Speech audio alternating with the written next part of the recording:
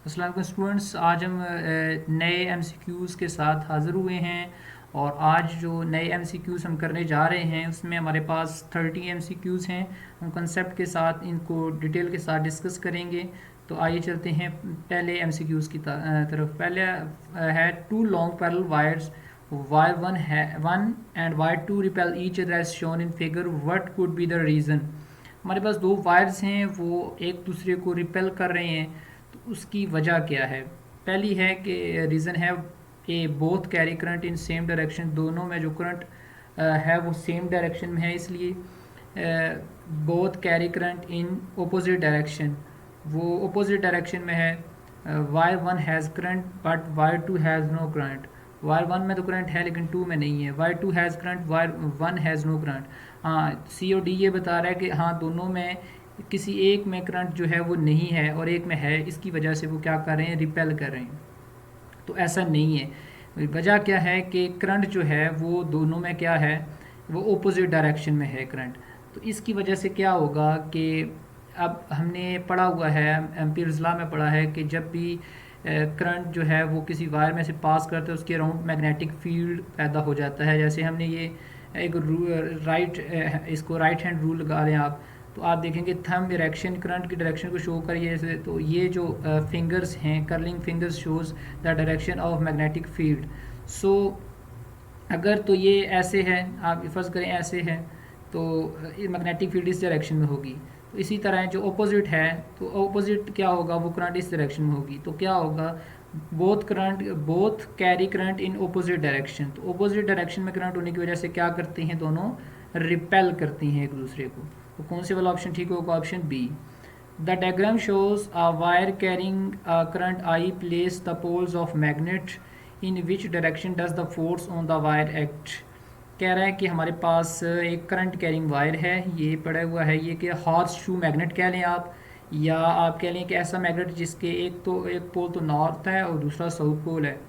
अब जो magnetic field lines हैं वो नॉर्थ टू साउथ डायरेक्शन होती है, ठीक हो गया। अब ये क्या यहाँ पे क्या होगा, अब इसमें अगर हम ये रूल लगाते हैं, ये हमारे पास क्या है, आप कह लेंगे left hand rule, Fleming rule है जो, इसमें अगर देखा जाए तो आपको पता है कि जो ये वाली फिंगर है ये करंट को और ये वाली मैग्नेटिक फील्ड को और थंब डायरेक्शन फोर्स को शो कर रहा है। तो अगर हम ये इसको इस तरह से बनाएं कि ये वाली जो करंट वाली है, ये करंट इस तरफ है, मैग्नेटिक फील्ड लाइंस इस तरफ है, तो जो थंब डायरेक्शन है वो किधर है, इनवर्ड है। तो इनवर्ड जो होगा इसका मतलब है कि फोर्स जो है वो किधर लग रही है, इनवर्ड्स लगे। कौन से वाला ऑप्शन ठीक है, option A. Wavelength of X ray is the order of, अब देखें ये जो रेंज है एक्सरे की, ये 10⁻⁸ टू 10⁻⁻12 तक है। तो इन बिटवीन अगर हम लिखें तो हमारे पास ए बी सी में डी में से कौन से वाला करेक्ट होगा, जो अप्रोक्सीमेटली है 10⁻⁻10 मीटर। उसके बाद हम आते हैं नंबर 4 पर। Wavelength of X ray is the order of, वही पिछले वाला क्वेश्चन है लेकिन मैंने इसकी रेंज दे दी है। तो मैंने रेंज क्या बताया था, 10⁻⁻8 मीटर टू 10⁻⁻12 मीटर। तो करेक्ट आंसर कौन से वाला होगा, ऑप्शन बी। 5 है laser beam can be use to generate 3 dimensional image of object in process called. Laser beam जो है ये इस्तेमाल होती है 3 डायमेंशनल इमेज को जनरेट करने के लिए किसी भी चीज़ का। तो इस प्रोसेस को क्या कहते हैं, ए है कंप्यूटर टेक्नोलॉजी, बी है कंप्यूटर टोमोग्राफी, सी है होलोग्राफी, डी है कंप्यूटराइज एक्सियल टोमोग्राफी। तो करेक्ट आंसर हमारे पास है holography, which is option C. Which of the following is true for laser. Laser के लिए कौन सी स्टेटमेंट करेक्ट है, ए है electrons are emitted, electron emit होते हैं, इलेक्ट्रॉन इमिट नहीं होते जी। B stimulated emission of electron is needed, stimulated emission होता है, लेकिन हम क्या कहते हैं कि उसके लिए वो बेशक रिक्वायर्ड है, ये भी एक रीज़न है, लेकिन हमने देखना है मोस्ट जो एक्यूरेट है उसको देखना है। सी है coherent monochromatic light is emitted, ये वाला ज़्यादा बेहतर है। डी है there is a population version of photons. तो हमारे पास जो ज़्यादा बेहतर स्टेटमेंट है वो है option C, coherent monochromatic light is emitted, option C. Number 7 की तरफ आते हैं। three resistors of resistance R1, R2 and R3 are connected as shown in figure. Equivalent resistance is, तो इसकी जो इक्विवेलेंट टोटल जो रेजिस्टेंस है वो हमें फाइंड करनी है। अब देखें ये R2 और R3 क्या है, पैरेलल लगे हुए हैं, तो इनकी इक्विवेलेंट रेजिस्टेंस हमने यहाँ पे फाइंड की हुई है R1 प्लस R2, इस तरह से फाइंड करते हैं। इसका एलसीएम लिया R3 और R2 आ गया, उसको उलट कर दिया, RE क्या आ गया, R2 over R3 over R2 plus R3। अब देखिए R1 हमारे पास रहता है उसको, तो R1 ये वाला ये इधर आ गया, और इक्विवेलेंट रेजिस्टेंस के लिए हमने एक ही रजिस्टर बना दिया ये वाला, ठीक हो गया। अब इन दोनों को रेजिस्टेंस को हमने ऐड कर लिया। R1 क्या है हमारे पास, सिंपली R1 लिख लें, और इक्विवेलेंट रेजिस्टेंस क्या है ये वाली, ये यहाँ पे साथ आ जाएगी, वैल्यू पुट कर दें। तो कौन से वाला ऑप्शन ठीक होगा, यहाँ पे ऑप्शन ये आ गया ए। आगे है number 8, what is meant by spontaneous emission of electrons in solids, कि जो स्पॉन्टेनियस इमिशन है इलेक्ट्रॉन्स का सॉलिड्स में, उसकी इसका मतलब क्या है, जो spontaneous emission of electrons solids होता क्या है। तो ए है electrons being emitted by the solids through photo electric effect when irradiated with electromagnetic radiations, तो नहीं उस वक्त तो नहीं होता हम, हाँ ये है कि इलेक्ट्रॉन्स जो है वो सरफेस ऑफ द मेटल से एमिट होता है। बी है incident electrons colliding with electrons in solids and releasing और doubling the number of incident electrons, नहीं। C electrons in solids are emitted without any external stimulates through radiations, नहीं। Excited electron going back to low energy state immediately by releasing energy, हाँ laser में ये चीज़ होती है। जब spontaneous emission होता है तो हमारे पास जो excited electron going back to low energy states में आ जाते हैं फ़ौरन ही, तो इसको हम स्पॉन्टेनियस इमिशन बोलते हैं। तो हमारे पास ये reason D. When electrons lose all their kinetic energy in the first collision, the entire kinetic energy appears as an X-ray photon of energy। तो हमारे पास इलेक्ट्रॉन्स अपनी जो एनर्जी को लॉस करता है फर्स्ट कलीजन के, तो उस वक्त जो काइनेटिक एनर्जी होती है एक्सरे फोटॉन की, वो किसके इक्वल होती है, E kinetic energy is equal to E F कह लें, लेकिन वी फ्रिक्वेंसी को शो कर रहा है, ई एफ कह लें आप फ्रिक्वेंसी। तो अब यहाँ पे ई वी नहीं होता ये, बी भी देखें एच ओवर लैम्डा है, नहीं। अगर एच ई वैसे का एनर्जी होती है E is equal to H F, H ठीक है, एफ होता है सी ओवर लैम्डा। तो यहाँ पे देखें हाँ ये वाली kinetic energy is equal to H C over lambda, तो ये हमारे पास ऑप्शन सी आ गया। उसके बाद है हमारे पास 10 की तरफ आते हैं। The characteristic x ray spectrum is due to, जो करेक्टरिस्टिक एक्सरे स्पेक्ट्रम है ये किस वजह से होता है, तो ये absorption of neutron by target material, नहीं। बी है the bombardment of target material by protons, नहीं। The bombardment of target material by electrons, yes ये वाला करेक्ट है। डी है the bombardment of target material by alpha particles. तो हमारे पास जो करेक्ट ऑप्शन है वो है option C. Ionising capability of gamma rays is, ionising capability of gamma rays कितनी होती है, equal to alpha and beta particle. B है less than alpha but greater than beta particle. C है less than both alpha and beta particles. D है less than beta but greater than alpha particles. तो याद रखें ये जो ionising capability है gamma rays की, वो इन दोनों से यानी कि अल्फ़ा और बीटा की जो पार्टिकल्स हैं उसकी आयनाइजिंग पावर से भी कम होती है।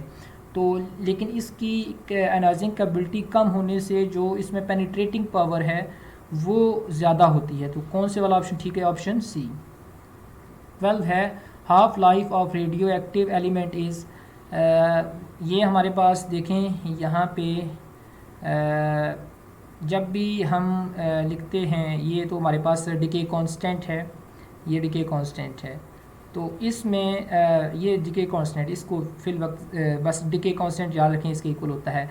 अब जो हाफ लाइफ है इसका फार्मूला होता है T, capital T is equal to 0.693 over lambda, यानी कि जो डिके कांस्टेंट है जिसकी लैम्डा शो करते हैं। अब देखें जो मैंने बोला है T is equal to 0.639 over lambda बोला है, तो देखें लैम्डा जो है वो इन्वर्सली प्रोपोर्शनल है। तो इसका मतलब ये हुआ कि जो हाफ लाइफ है रेडियो एक्टिव एलिमेंट की, वो क्या है, इन्वर्सली प्रोपोर्शनल है। तो कौन से वाला ऑप्शन ठीक होगा, ऑप्शन डी। उसके बाद आ जाते हैं नंबर 13 पर। The transmission of neutron into proton in the nucleus gives rise to emission of.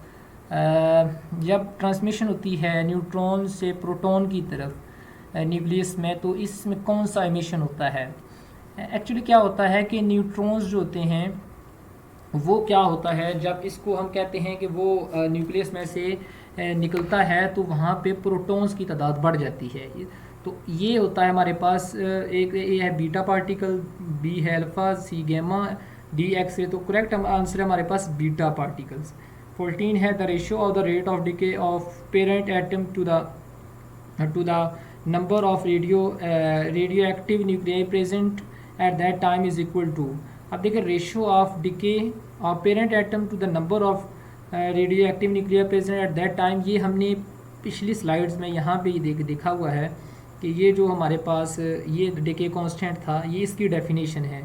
तो एक्चुअली जो हमारे पास यहाँ पे आएगा half life of radio active element है, decay constant of radio active, ये है इसकी डेफिनेशन। तो अब ये करेक्ट आंसर है ऑप्शन सी का। Which one of the following particle is emitted as a result of nuclear reaction. तो इससे जो यहाँ पे न्यूक्लियर रिएक्शन है, इसमें हमारे पास जो कौन सा जो है वो पार्टिकल इमिट होगा। तो देखें यहाँ पे जो हमारे पास यहाँ पे देखें हीलियम ऐसा है कि जिसमें हमारे पास जो मैस नंबर है वो क्या हो रहा है, 4 कम हो रहा है। तो हीलियम में होता है He4 और 4 उसका मैस नंबर होता है और 2 इसका 4 नंबर होता है। तो हमारे पास करेक्ट कौन से वाला होगा, ये हमारे पास होगा हीलियम अल्फ़ा पार्टिकल्स होते हैं, तो ऑप्शन बी। उसके बाद हम मूव करते हैं 16 की तरफ। Which following is use to estimate the circulation of blood in patients. तो हमने ट्रेसर्स आपने पढ़ा हुआ है जो क्या करते हैं, जो सिम्टम्स होती हैं, आप कह लें कि मतलब कोई डिसीज़ के बारे में हमने कोई इन्फॉर्मेशन लेनी है तो हम ट्रेसर्स एलिमेंट्स इस्तेमाल करते हैं। तो यहाँ पे भी जो सर्कुलेशन ऑफ ब्लड होती है पेशेंट्स में, उसको एस्टिमेट करने के लिए हम कौन सा एलिमेंट इस्तेमाल करते हैं। ए है कार्बन 14, बी है कार्बन 12, सी है फास्फोरस 32, डी है सोडियम 24। तो करेक्ट ऑप्शन है option D, sodium 24। For the radiotherapy of patient it is required to double the absorb dose in gray what step must be taken. तो इसमें इससे क्या फ़र्क पड़ता है, तो इससे ये होता है यहाँ पे अगर हम देखा जाए तो हमारे पास जो फार्मूला था, ये जो डोज का D is equal to E over M है। तो अगर हमारे पास डोज जो है तो ये डबल होती है तो एनर्जी इसके डायरेक्टली प्रोपोर्शनल है, तो एनर्जी क्या हो जाएगी हमारे पास, ये भी क्या हो जाएगी, डबल हो जाएगी। तो कौन से वाला ऑप्शन ठीक होगा, option D. The diagram shows a small magnet hanging on a thread near the end of solenoid carrying a steady current I. इसमें से हमारे पास करंट पास हो रहा है। What happens to the magnet as the iron core is inserted into the solenoid.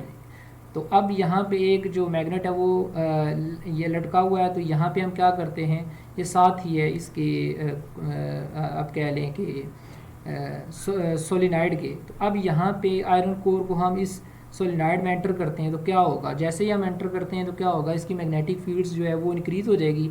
और यहाँ पे अगर देखा जाए तो करंट की डायरेक्शन इस तरह से है। तो होगा कि आगे इस जो है वो इस हिस्से में, अब ये जो टोटल जो सोलेनाइड है ये एक मैग्नेट के तौर पर बिहेव करेगी। मतलब कि इसका ये वाला जो हिस्सा है ये साउथ पोल बन जाएगा, ये नॉर्थ पोल बन जाएगा। तो ये क्या करेगा, इसको अट्रैक्ट करेगा और ये किसी हद तक रोटेट भी करेगी। तो कौन से वाला ऑप्शन ठीक होगा, ऑप्शन ए। 19 है 10 centimetre long solenoid has 100 turns. What will be the magnetic field inside it along its axis if 1 microampere current is passed through it। तो अगर उसमें से करंट कितना पास करे, 1 माइक्रोएम्पेयर, और नंबर ऑफ टर्न्स हैं 100, और लेंथ कितनी है सोलेनाइड की 10 सेंटीमीटर। तो मैग्नेटिक फील्ड स्ट्रेंथ हमने फाइंड करनी है। B is equal to mu not n I. तो अब देखें एन क्या है, number of turns per unit length होता है। तो एन क्या है, यहाँ पे 100 आ जाएगा। एल क्या आ जाएगा 10 सेंटीमीटर, सेंटी को मीटर में कन्वर्ट करें तो सेंटी होता है 10 टू पावर -2। तो यहाँ पे हमने सब की वैल्यूज़ पुट कर दी हैं। आई कितना है, माइक्रो में है, तो 1 × 10⁻⁻⁶ हो जाएगा। तो यहाँ पे अगर देखें सारी पावर्स को मैंने क्या कर लिया, ऐड कर लिया ऊपर। ये जो था क्या था, 110 की पावर +2 होता है, तो ये मैंने इसको ऐसे ऐड कर लिया। तो 10 की पावर 1 थी तो 1 - 2 हो गया, ठीक हो गया ये। और ये देखें यहाँ पे आ जाएगा 7 और 6 13, 6 7 13 +2 करेंगे तो -11 आ जाएगा ऊपर। और ये आ जाएगा -1 आ जाएगा। तो -1 ऊपर जाके +1 हो जाएगा, यानी कि -11 + 1 कितना, -10। तो ये हमारे पास कौन सी वाला ऑप्शन ठीक होगा, option C. Two long straight parallel axes held vertically have equal but opposite current as shown in the figure। पहले क्वेश्चन की तरह ही है, what of the following fact will be observed। तो यहाँ पे इससे क्या होता है कि ये जो opposite करंट जो है वो फ्लो कर रहा है। तो जब opposite करंट फ्लो कर रहा है तो क्या होगा, opposite करंट फ्लो कर रहा है, एक इसमें से इधर है, ये इधर है, तो क्या होगा, magnetic field A at X is stronger than at Y and Z, कि एक्स की तरफ जो है वो मैग्नेटिक फील्ड ज़्यादा होगा, magnetic field at X is weaker. With second है कि इस जगह पे मैग्नेटिक फील्ड जो है वो डिक्रीज़ होगा, कम होगा। सी है magnetic field at X Y and Z is same. तो अब यहाँ पे हमने देखना है कि क्या होगा। अब देखें यहाँ पे स्ट्रॉन्गर मैग्नेटिक फील्ड बनेगी, इसका मतलब ये हुआ कि यहाँ पे ओवरऑल जो मैग्नेटिक फील्ड है वो सेम रहेगी। तो कौन से वाला ऑप्शन ठीक होगा, ऑप्शन सी, सॉरी सी है option. Magnetic field at X Y and Z is same, C. 21 है the kinetic energy of k.E with which the electron strike target is given. तो आपको पता है kinetic energy E is equal to क्या होता है, F होता है c/λ। तो विच वन इज करेक्ट, तो आंसर इज बी, ये हमारे पास बी है। ये साइन थोड़े से ऊपर चले गए, k.E is equal to hc/λ। 22 laser is an acronym for, तो ये लेज़र जो है ये किसकी शक्ल बनती है, L stands for, laser stands for light amplification by stimulated emission of radiations. तो पहले वाला ही हमारे पास करेक्ट होगा, यानी कि light amplification by stimulated emission of radiations. 23 है हमारे पास कि X ray can be produced by bombardment of dash on target material. तो हमारे पास प्रोटॉन है, ए, बी है इलेक्ट्रॉन, सी है न्यूट्रॉन, डी है अल्फ़ा पार्टिकल्स। तो कौन से वाला ठीक होगा, तो इलेक्ट्रॉन्स की बम्बार्डमेंट होती है। तो करेक्ट आंसर हमारे पास क्या है, ऑप्शन बी। उसके बाद 24 आते हैं, laser light is monochromatic which means. जब भी हम बोलते हैं कि लेज़र जो है वो उसमें मोनोक्रोमैटिक लाइट होती है, तो वो कौन सा, ए ऑप्शन है, it consist of 1 ray of light, इसमें 1 रे ऑफ लाइट होता है। बी होती है इट कंसिस्ट ऑफ 1 वेवलेंथ, इसकी वेवलेंथ 1 होती है। डी है consist of carbon monoxide gas, it consist of photon having 1 electron volt. तो एग्जैक्ट जो होगा वो होता है 1 वेवलेंथ उसकी होती है, मोनोक्रोमैटिक मीन्स। तो कौन से वाला ऑप्शन ठीक होगा, ऑप्शन बी।